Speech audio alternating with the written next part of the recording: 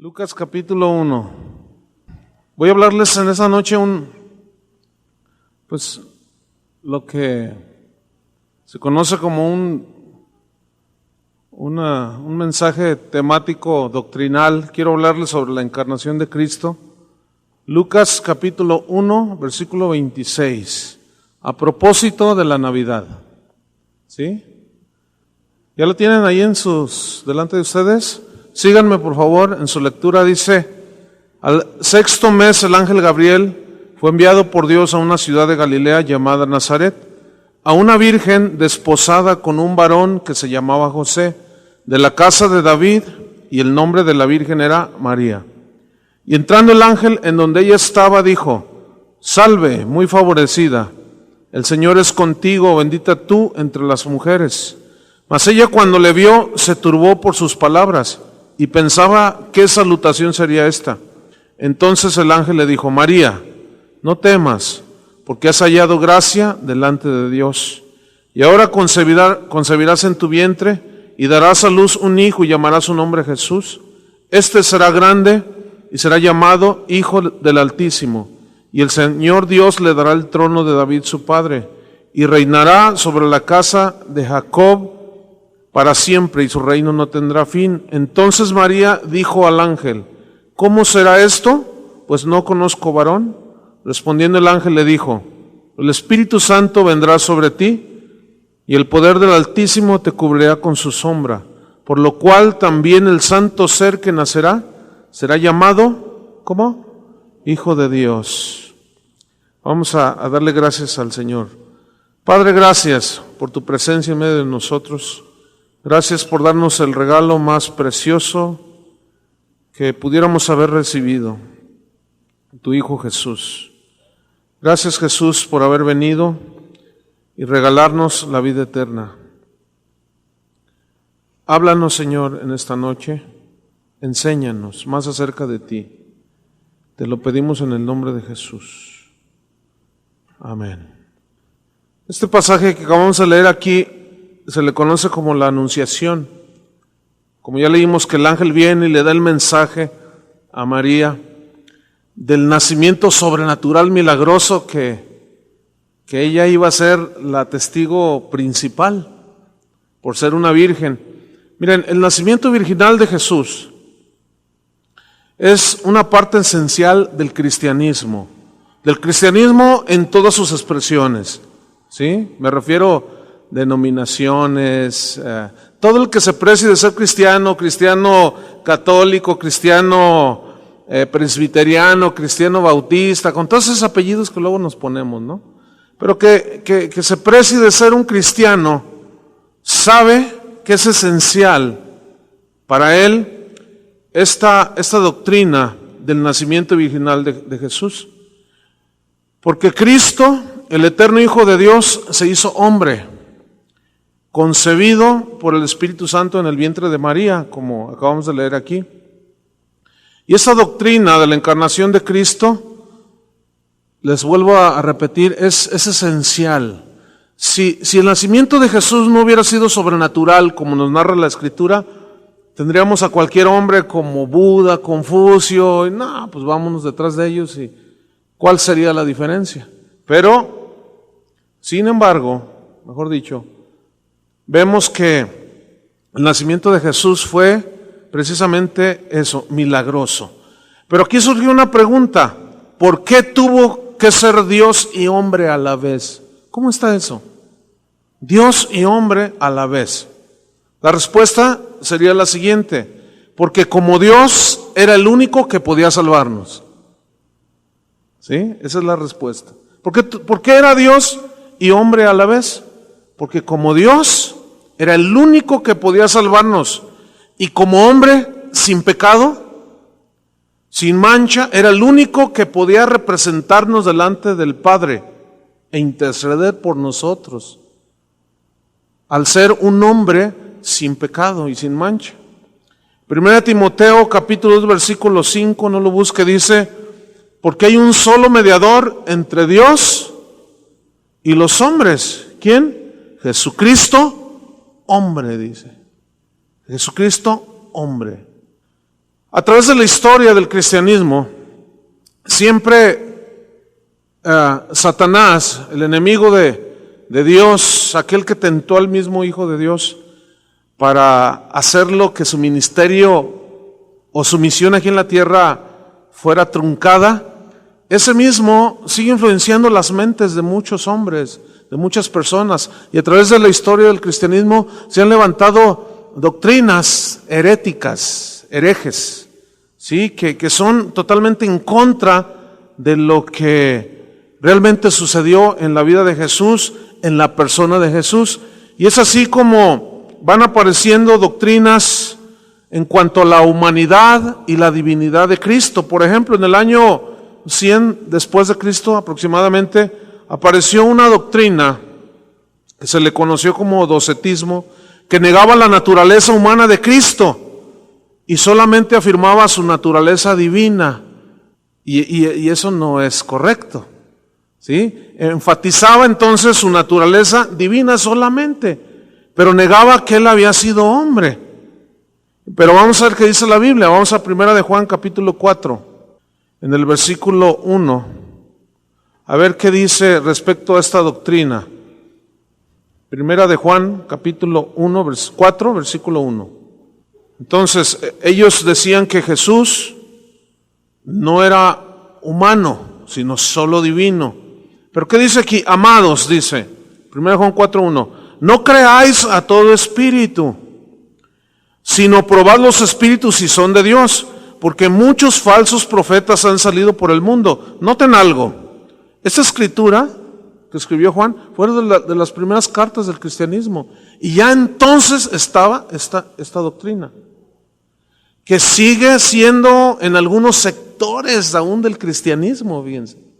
Y no quiero decir nombres para no herir a algunas personas, simplemente son desviaciones por falta de entendimiento de la Biblia. Entonces vamos a leer. Dice, no creáis a todo espíritu, sino probad los espíritus si son de Dios, porque muchos falsos profetas han salido por el mundo. En esto conoced el Espíritu de Dios. Todo espíritu que confiesa que Jesucristo ha venido en carne, ahí está, ¿es qué? Es de Dios. Y todo espíritu que no confiesa que Jesucristo ha venido en carne, no es de Dios. Y este es el espíritu del anticristo, el cual vosotros habéis oído que viene y que ahora ya está en el mundo. Hijitos, probemos los espíritus, dice. Todo aquel que confiesa que Jesús vino en carne, que se encarnó y tomó forma humana, ese es de Dios, porque efectivamente eso fue lo que sucedió. Más adelante, en el siglo II, apareció otra doctrina que se le conoció como ebionismo. Esta doctrina afirmaba solamente la humanidad de Cristo, pero negaba su divinidad. Fíjense, ¿se acuerdan aquello del balance, del equilibrio que hay que tener? Entonces, fíjense cómo unos se iban de este lado. Cristo totalmente divino, pero nada humano. Y otra enseñanza que decía que Cristo solamente fue humano, mas no divino. Pero vamos a ver qué dice Juan capítulo 1. Yo sé que no tengo que convencerlos a ustedes ya saben que Jesús es el Hijo de Dios, pero les menciono esto porque es importante que afirmemos nuestra fe. Juan capítulo 1, dice, en el principio era el Verbo, y el Verbo era con Dios, y el Verbo, ¿qué? Era Dios. Este era en el principio con Dios, versículo 14. Y aquel Verbo fue hecho, ¿qué? Carne, y habitó entre nosotros y vimos su gloria, gloria como del unigénito del Padre, lleno de gracia y de verdad. Fíjense, en el principio era el Verbo, y el Verbo estaba con Dios, y el Verbo era Dios. Y ese Verbo, dice en el versículo 14, se encarnó. Entonces, todo Dios, todo hombre.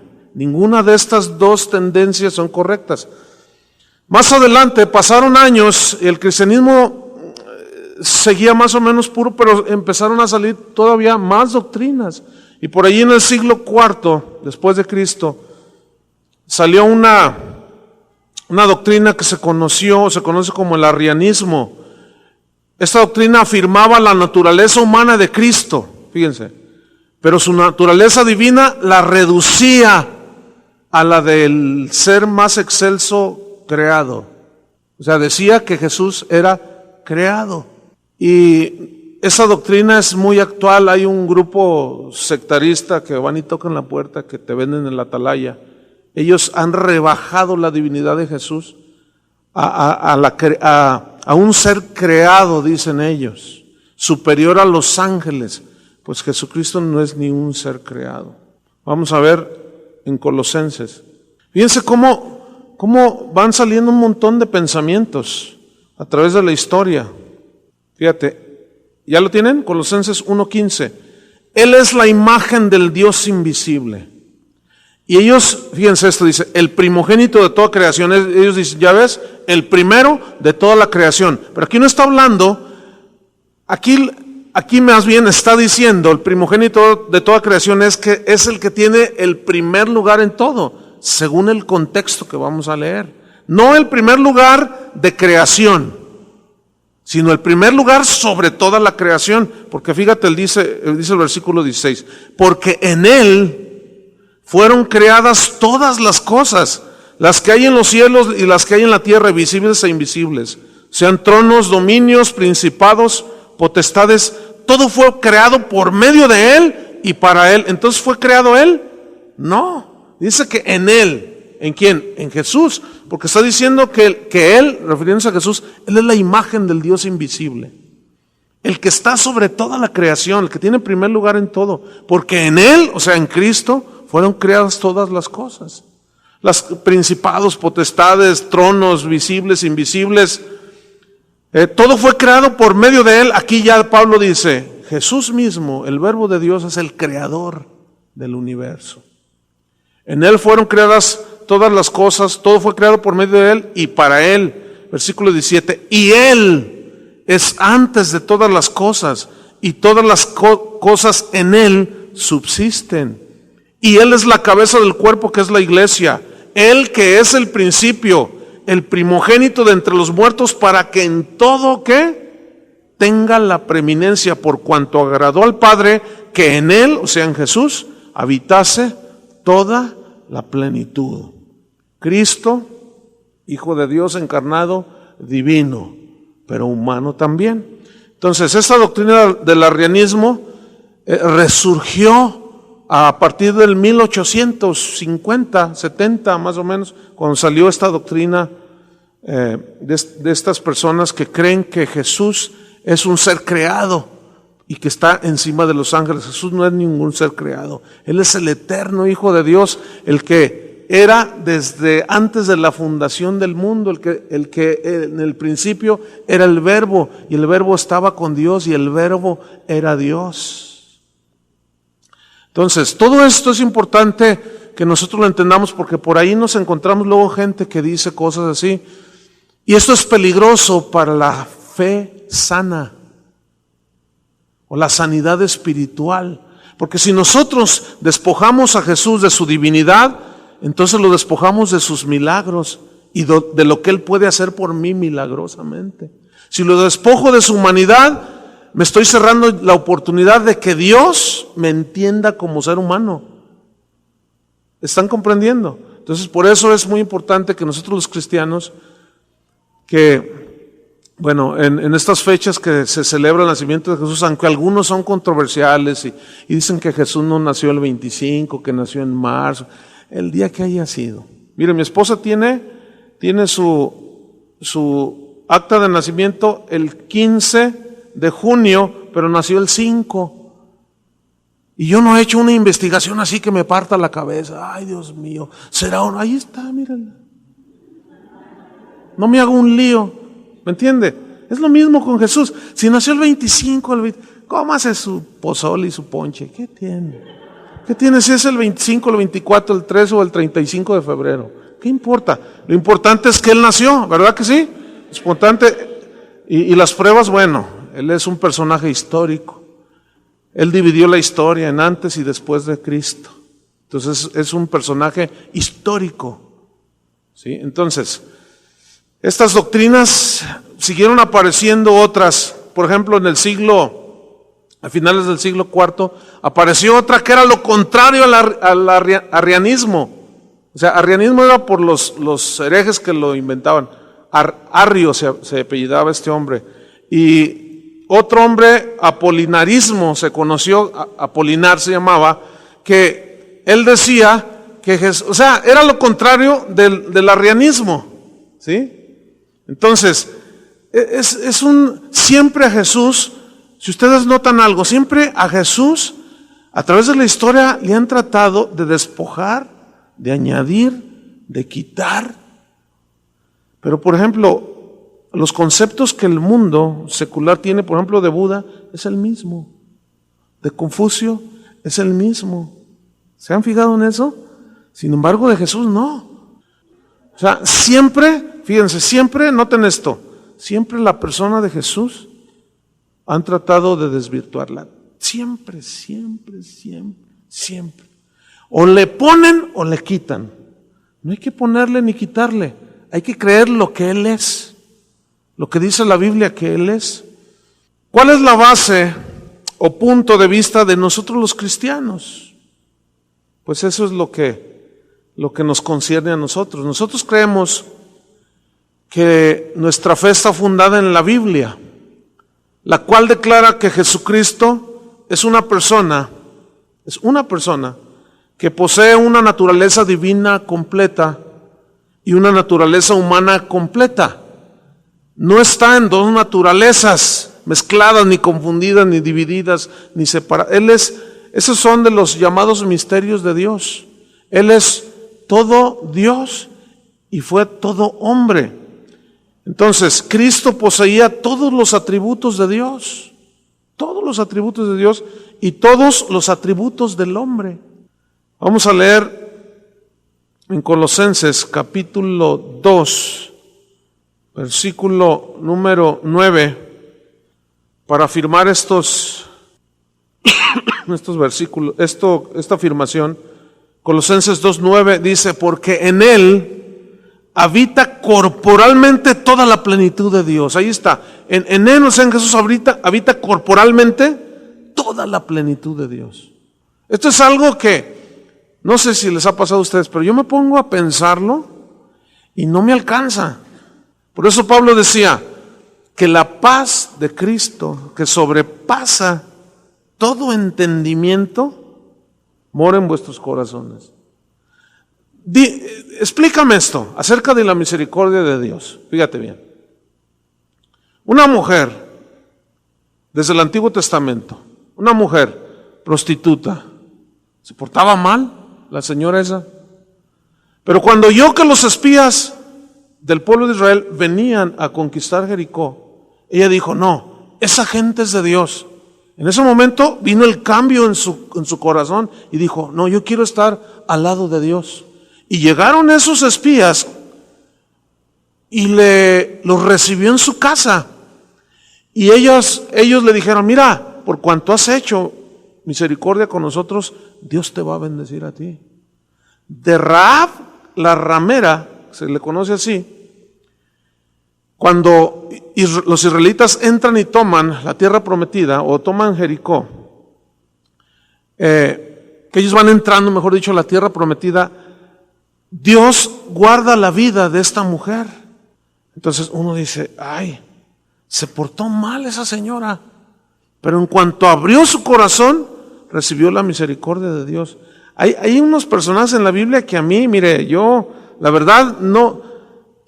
Antes era más aficionado a esto, a que decía yo, no, pero ¿por qué, Señor? Y Dios me fue contestando, ¿por qué eres tan bueno? Es que Dios es, y de los que más me impactan es el siguiente.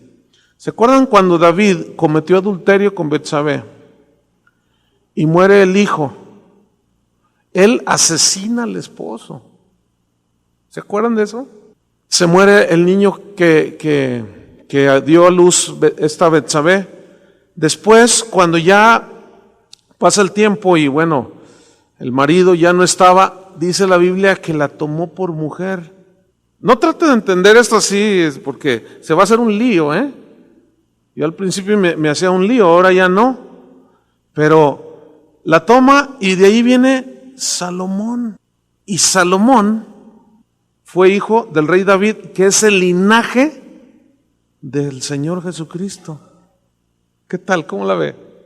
Eso está así como, ¿pero por qué, padre? Entonces yo voy a hacer con una mujer esto y tú bendices mi descendencia. Claro que no.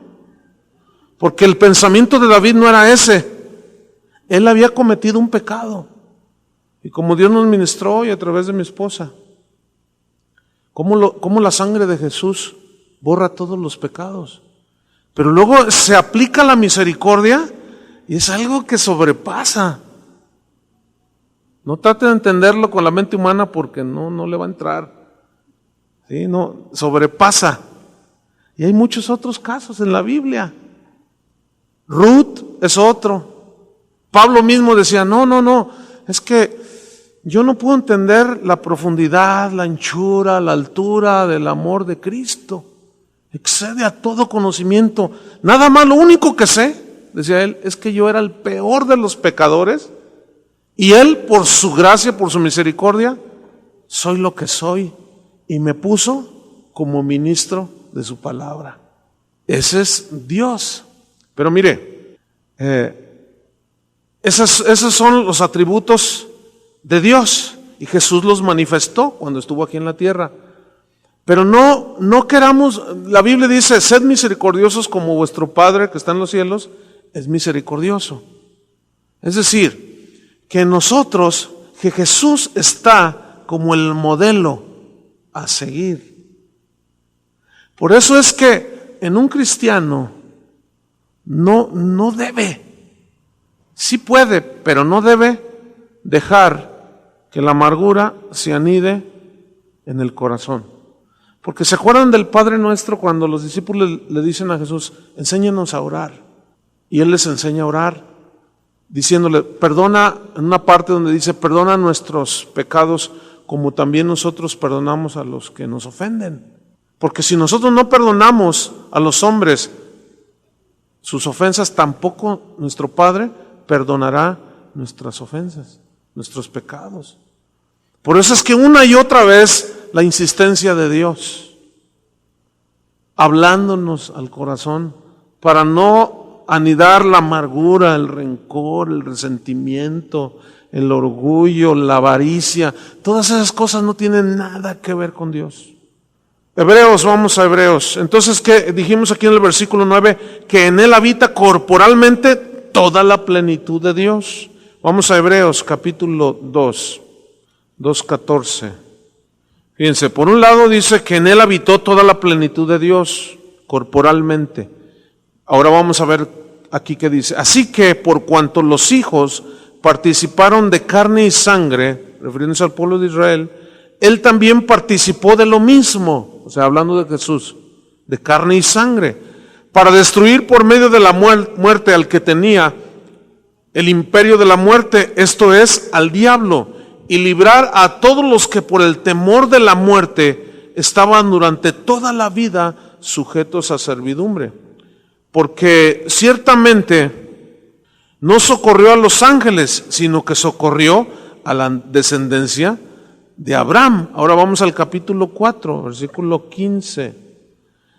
Porque el 4:14. Por tanto, teniendo un gran sumo sacerdote que traspasó los cielos, Jesús, el Hijo de Dios, retengamos nuestra profesión o nuestra profesión de fe, versículo 15. Porque no tenemos un sumo sacerdote que no pueda, fíjense esto, no es alguien que no pueda compadecerse de nuestras debilidades, sino uno que fue tentado en todo según que nuestra semejanza, pero sin pecado.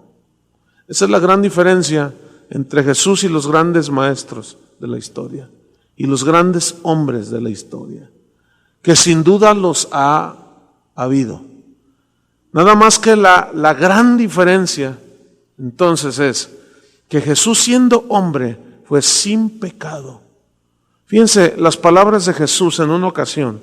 Les dice a los fariseos, ¿quién de ustedes me redarguye a mí de pecado? O sea, fíjate qué afirmación.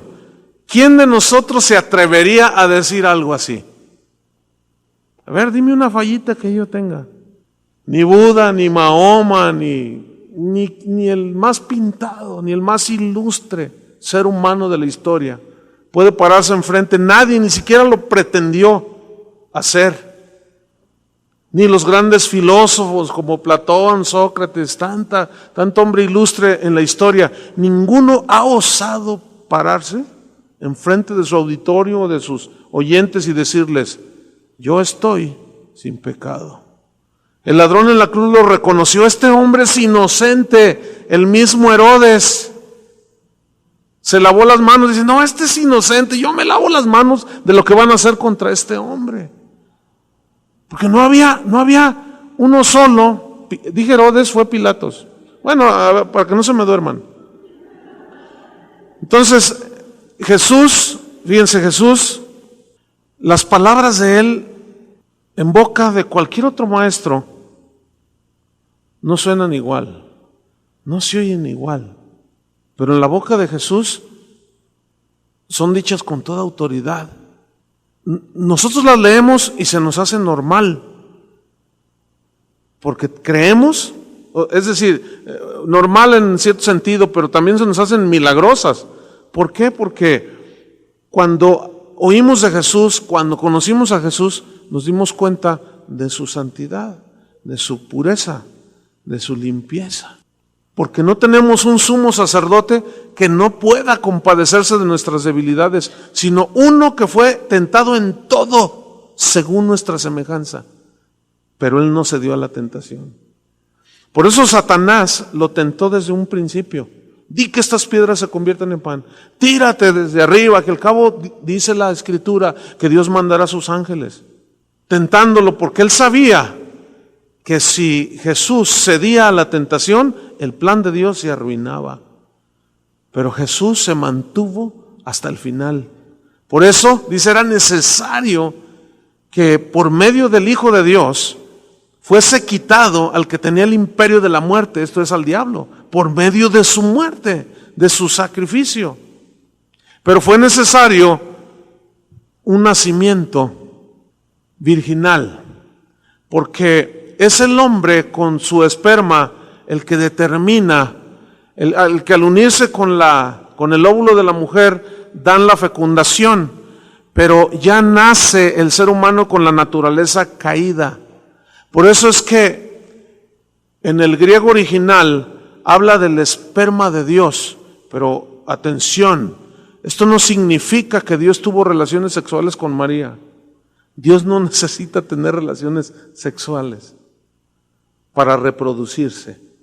Fue un milagro. María estaba allí y el ángel se le aparece y le dice: María, has sido escogida por Dios. Dios te ha hecho un favor. Era una virgen temerosa de Dios. Vas a concebir un hijo. No, pero pues si yo no conozco varón, le dice, no, si todavía soy apenas una comprometida mira, el Espíritu Santo va a venir sobre ti y vas a quedar embarazada. Y el santo ser que nacerá será llamado Hijo del Altísimo. Y él salvará a Israel y a todo el que crea. Su nombre, Emmanuel, en otra parte dice, que significa Dios habitó en medio de nosotros. Su mismo nombre. Por eso es que él tenía que ser Dios para poder perdonar nuestros pecados, porque el único capaz, el único santo que puede decir, porque Él es santo, y yo te libro de tus pecados, era Él. Y como hombre tenía que haber sido hombre para identificarse con nosotros como seres humanos. Por eso es que Él conoce tus tristezas, porque Él se entristeció. Él conoce tus lágrimas, porque Él lloró. Él conoce tus alegrías, porque Él también se gozó. Él fue tentado en todo, según nuestra semejanza, pero sin pecado. Por eso esa expresión de que nadie me entiende. ¿La han oído o la has dicho? Es que nadie me entiende. ¿Para qué te estás preocupando de que te entienda cualquier mortal? ¿De qué te sirve que te entienda cualquier mortal? Si tenemos las mismas debilidades y los mismos afanes y los mismos problemas y que la depre y que la quite y que quién sabe cuánta cosa. ¿Para qué quieres que te entienda tu abuelita, tu tío? El muchacho aquel no me entiende. Mi papá no me entiende, mi mamá. Es que solo yo sé lo que tengo aquí adentro. Sí, cierto, solo tú. Pero ¿sabes quién te entiende perfectamente? Para que ya no le andes buscando ahí. Porque a veces nos refugiamos más en la misericordia del hombre, en la consolación del hombre. Pero Él fue tentado en todo según nuestra semejanza. Entonces es muchísimo mejor, no tiene comparación, de ir con aquel que fue tentado en todo. Él me va a entender perfectamente y como Él no cayó, Él me va a dar la fuerza para enfrentar esa situación y salir de ahí. Por eso tenemos que ir a Él. Él es el único. ¿Lo están comprendiendo? Entonces, entendiendo todo esto, podemos comprender mejor a Cristo cuando pisó esta tierra. Podemos conocerlo más a Él. Por ejemplo, les voy a hacer unas preguntas. Cuando Él caminó en el agua, ¿lo hizo como Dios o como hombre? Como Dios, ¿no? Aunque estaba en un cuerpo. Pero lo hizo valiéndose de su divinidad. Pero fíjense qué interesante. Pedro también caminó. Lo cual me habla de varias cosas. Entre otras, que si bien Jesús allí operó como Dios, no significa, atención, de que al nosotros hacer algo milagroso o entrar en la dimensión de lo milagroso, somos dioses. No somos dioses. Esa es otra doctrina que anda allá afuera, abusados. Eso de que tú en ti está, tú eres, en ti está, busca dentro de ti, buscas dentro de ti pura basura. ¿Sí o no? ¿Qué hay dentro de ti? ¿Qué vas a encontrar dentro de ti? A ver, díganme, ¿qué? Puro odio, rencor. Jesús dijo que del corazón del hombre salen los malos pensamientos, los adulterios, los homicidios. Entonces, ¿qué le vas a buscar dentro de ti? Saca lo bueno. Pues es que está tan escondido por ahí que lo único que va a sacar lo bueno de ti es que hay que buscar en Él. Lo demás es puro humanismo, ¿me entienden? Es pura nueva era, es puro nosotros somos dioses. Y Él es el único Dios. Él es el único al que podemos ir y como fue tentado en todo según nuestra semejanza, pero sin pecado, Él nos comprende. Cuando Jesús perdonó pecados, ¿cómo lo hizo? ¿Como Dios o como hombre? ¿Se acuerdan cuando le dijo al que estaba ahí en su cama, en su camilla, levántate, haz tu cama y vete? ¿Se acuerdan de ese pasaje? Que los fariseos le dice, tus pecados te son perdonados. Entonces, los fariseos dijeron, no, pero qué herejías está diciendo este hombre. ¿Cómo te atreves a perdonar pecados si solo Dios perdona pecados? Y Él los mira y dice, aquí está. Por el que ustedes estuvieron pidiendo, el Mesías que había de venir, aquí está. Y aún sus mismos discípulos, oye, Señor, muéstranos al Padre y nos basta. Felipe. ¿Fue Felipe? Dice, ¿tanto tiempo hace que estoy con vosotros y no me habéis visto? O sea, se sacó de onda. Muéstranos al Padre y nos basta. Tanto tiempo que estoy con vosotros y no me has conocido. ¿Cómo está eso? Es que Jesús decía, yo estoy en el Padre y el Padre está en mí, son inseparables. La única ocasión en la cual Dios tuvo que voltear su rostro de Jesús fue en la cruz, porque Él cargó, dice que se hizo pecado por nosotros. Fue un momento en la historia de la humanidad cuando Dios el Padre apartó su mirada de Jesús. ¿Sí? ¿Por qué? Porque Él no concilia con el pecado. Y dice la Biblia que por nosotros fue hecho pecado para que a su vez al resucitar Él fuese hecho justicia de Dios. en Cristo Jesús. Nosotros fuésemos hechos justos para Dios por medio de Jesús. Espero que no se esté haciendo un lío con todo esto. Ahora, si usted no entiende algunas cosas que estoy tratando de hacer lo más sencillo, si no entiende, no se preocupe. ¿Usted cree en Jesús? Usted tiene la vida. Ya cosas que no entienda, no se haga un lío. Mire, yo ya pasé por eso, Me acuerdo en mis tiempos de estudiante en el seminario que, no, mire, había noches que no dormía por estar estudiando la Biblia. Digo, fue bueno, pero a veces me quebraba la cabeza y no dormía. Yo estaba ahí, ¿y por qué esto? Hasta que el Señor, no, cálmate, yo te voy, duerme tranquilo. Es aprender a descansar. Yo te voy a ir enseñando todas las cosas. Porque es como un niño, ¿no? Que está en la primaria y lo dice, ay, yo quiero aprender materias así la mecánica cuántica y quiero aprender la física, quién sabe qué tanta cosa. Un niño de sexto año pues está quebrando la cabeza. ¿Me entendió el ejemplo? Entonces, bueno, vamos a ir entendiendo muchas cosas a medida que vamos conociendo a Jesús. Pero entonces, cuando Jesús perdonó pecados, ¿cómo lo hizo? ¿Como hombre o como Dios? Como Dios. Cuando sanó al ciego, al cojo y al paralítico, ¿cómo lo hizo? Como Dios. Cuando multiplicó los panes y los peces, como Dios. Cuando Jesús, cansado del camino, se sentó junto al pozo, ¿quién estaba allí?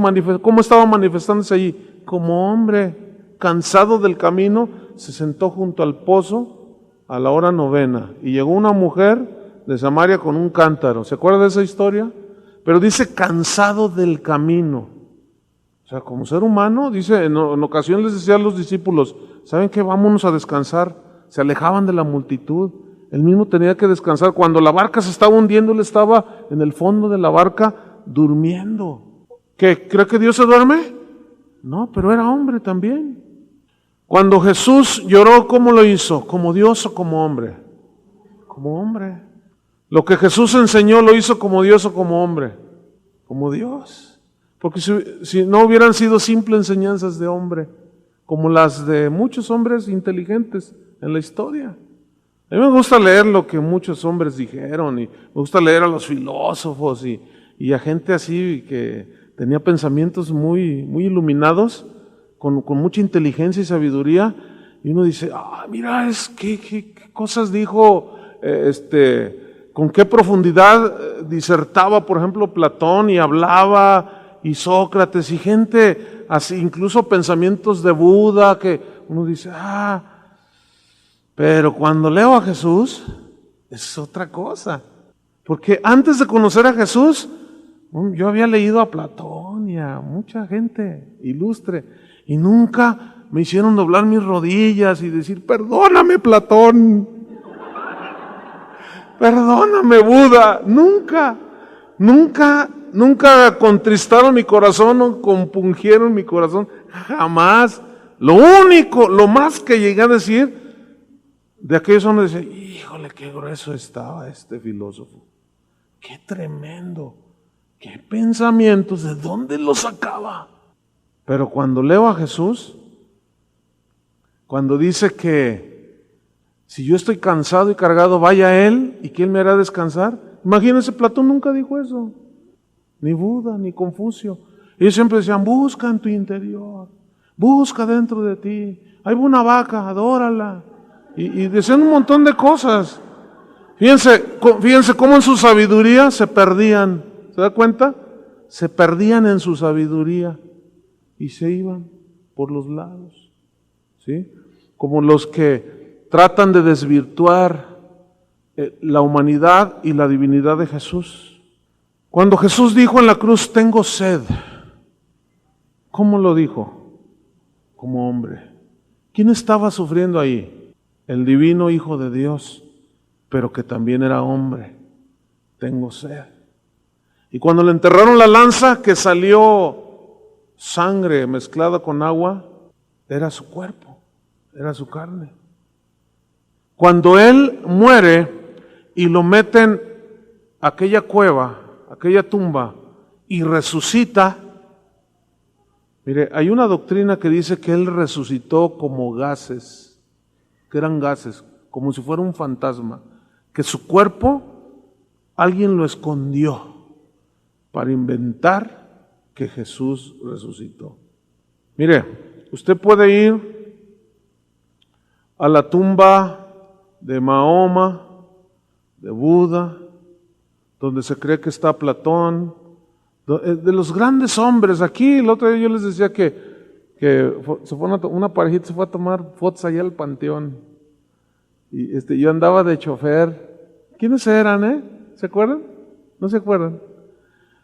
No sé si se acuerdan que les dije, oiga, miren, porque es un panteón antiquísimo, el panteón de Belén. Y mientras ellos tomaban fotos, yo andaba ahí de mirón, ¿verdad? Y vi tumbas de gente ilustre de aquí de Jalisco, jaliscienses ilustres, músicos, políticos, gobernadores, y yo estaba viendo, mira, aquí está fulano de tal, pero ahí estaba, dice, aquí yacen sus restos. Vivió de 1800 a 1870, pero ahí está. Y cuando van a la tumba de Jesús, dice, aquí no está, ¿dónde está? Y ahí van todos a ver la tumba ¿a qué van a ver una tumba vacía? Pero bueno, a los cristianos a veces les gusta ir a ver donde no hay nada. Está bien. Pues qué bueno, ¿no? Que no hay nada. Imagínense, sería una religión más.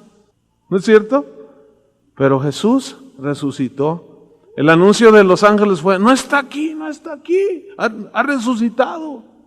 Y estaban todos los discípulos ahí llorando. Y de pronto entra ahí donde estaban.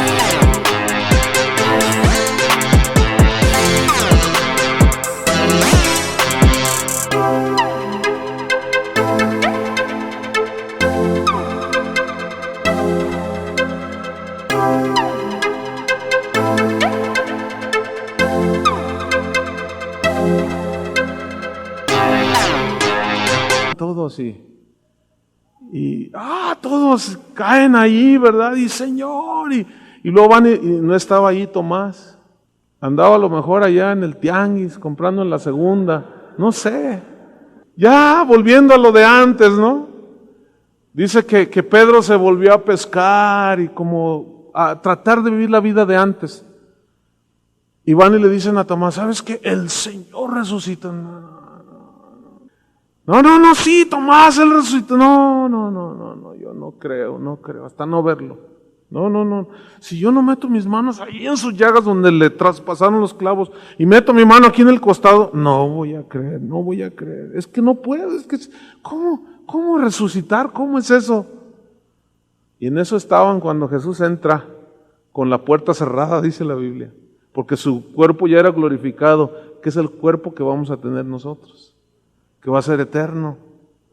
Pero no se vayan a andar divirtiendo pasándose las bardas ahí, porque su cuerpo ya era totalmente glorificado, porque así dice la Biblia que Él entró con la puerta cerrada, y todos imagínense. Y imagínense a Tomás, ¿no? La cara.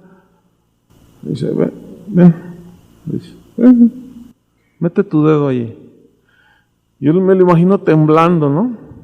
Temblando y todavía va y le pone el dedo ahí. Todavía lo está viendo y lo dice, ahora mete tu dedo aquí en el costado donde le ven enterrado la lanza, ¿se acuerda?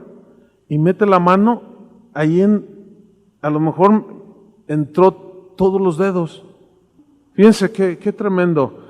El cuerpo de Jesús sigue con esas marcas como testimonio. Y le mete la mano, entonces ya se dobla y cae de rodillas. Ay, Señor mío y Dios mío. Hasta entonces, fíjate, Señor mío y Dios mío. Está reconociendo su divinidad, pero también su humanidad. Yo lo vi cuando lo traspasaron. Yo lo vi cuando le encajaron la lanza. Yo lo vi cuando lo sepultaron y yo lo estoy viendo. Yo conocí a un hermano que decía, tenía una oración y una petición media rara. Yo decía, mi oración ferviente, decía, es ver a Jesús en persona. Y yo lo oía que oraba así, Señor, un día quiero verte. Y yo decía, pues ahí está en el niño pobre. Y cuando lo oía orar de esa manera, así como que me incomodaba, como que no me gusta. Este siempre anda pidiendo cosas raras. Y sí, de veras. Entonces un día yo le pregunté, oye, ¿tú por qué? Ese es mi mayor anhelo, dice, verlo en persona. Le dije, pues espérate, un día lo vamos a ver allá por toda la eternidad. Pero mira, en lugar de andar buscando experiencias, sí, Jesús dijo, más bienaventurado, tú, Tomás, creíste porque me has visto. Pero más bienaventurado, ¿qué? Son los que creen sin haberme visto. ¿No estarás buscando tú una experiencia así para creer y afirmar tu fe? No necesitamos eso. La mejor prueba de que Jesús habita en nuestros corazones es el cambio que ha operado en nuestra vida. Que nunca pudo haber sucedido si no es que hubo ese encuentro espiritual. He aquí yo estoy con vosotros todos los días hasta el fin del mundo. Él dijo. Cuando Jesús dijo, Dios mío, ¿por qué me has desamparado? ¿Cómo lo dijo? ¿Como Dios o como hombre? Como hombre. Ahí fue cuando Dios volteó su rostro. Sin embargo, vemos que jamás usó el poder de su naturaleza divina para escapar de la prueba del sufrimiento del cuerpo humano, de la humanidad de Jesús. Cuando Él lo prendieron, cuando estuvo en el desierto, cuando estaba Él crucificado, Él no usó de su poder divino. Lo que padeció fue en la carne. Cristo, Hijo de Dios, nacido del Padre, en Él habita corporalmente toda la plenitud de Dios. Y Él es el sumo sacerdote que necesitábamos, no como el sacerdote mortal, que en lo que Él pedía para que los pecados de los demás fuesen limpiados, también Él pedía por su debilidad. No tenemos ese sacerdote. O como dice algunas Biblias, no tenemos ese sumo pontífice, un hombre meramente humano. Humano sí, pero divino también, sin pecado y sin mancha. Ese fue, la historia de la Navidad se inicia precisamente ahí en ese pesebre, fíjense. Es una historia extraordinaria, maravillosa.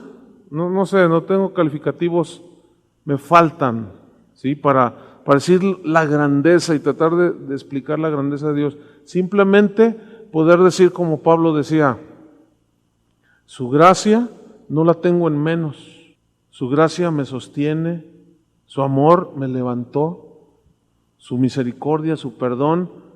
¿Qué más me queda? Estoy parafraseando palabras de Pablo. ¿Qué más me queda sino servir a aquel que dio su vida por mí? Por eso es que fue un defensor de la fe, pero de los más acérrimos, ¿verdad? Es el teólogo de teólogos del cristianismo. Se habla de otro que fue San Agustín, que sí, o sea, tenía mucha revelación de Dios, de parte de Dios, pero en algunas cosas en algunas cuantas, no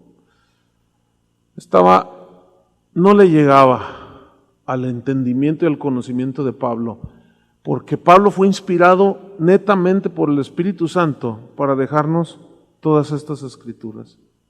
¿Qué más nos queda hacer? Por eso es que nosotros ahora, que la Navidad, que si nació tal día, bueno, el día que haya sido, a mí no me interesa, yo lo adoro, sea el 24, el 23, el 1, el 10, el 15 de enero, de febrero, hasta el día de la bandera. El día de la